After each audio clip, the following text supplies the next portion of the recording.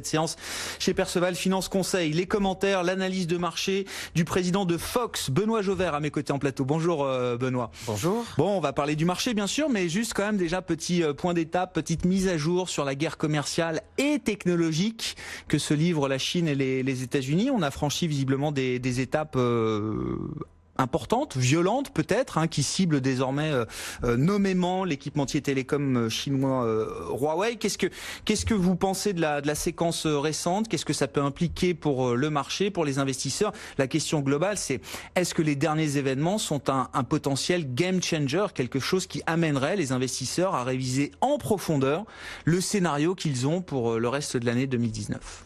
Alors, pour l'instant, je pense que non, sinon on aura encore un marché en baisse de 2 ou 3%. Non, mais sérieusement, je pense que non. En revanche, c'est le début d'une nouvelle phase de négociation commerciale pour Trump. Il vient d'envoyer un ensemble de messages, jamais directement, comme le font tout le temps les présidents américains. On peut se souvenir qu'il y a 5 ans, il y a 10 ans, il y a 15 ans, on a déjà des sociétés européennes qui ont été sanctionnées. On a eu BNP, on a eu SocGen, on en a régulièrement. Là, la grosse bête noire, c'est la Chine. Ils sont passés par l'interdiction de travailler avec des sociétés qui pourraient être dangereuses avec les États-Unis, qui peuvent analyser des données, etc. Je la réexplique pas, vous l'avez expliqué de nombreuses fois sur votre chaîne. En revanche, derrière, tout de suite, c'était évidemment notamment Huawei qui était visé. Et la menace, d'abord il menace, après il revient un petit peu, ou alors il envoie des... Là il relâche un peu la pression quelques jours après. Ou alors c'est un ou deux conseils de Trump qui relâchent la pression. Mais en tout cas, le mal est déjà un peu fait. C'est ça, oui.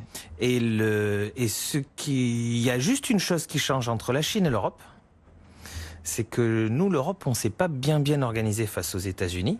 Regardez les voitures, on n'est pas bien organisé. Ni face à la Chine, j'ai l'impression, d'une certaine manière. La Chine, en revanche, ils ont déjà commencé à dire que les métaux rares qui servent pour les téléphones et pas que pour les Huawei, mais aussi pour les iPhones et pour l'ensemble des smartphones, ils pouvaient aussi réduire la voilure pour la vente de ce type de métaux rares, de composants essentiels, qui est un quasi-monopole chinois aujourd'hui, parce que les Chinois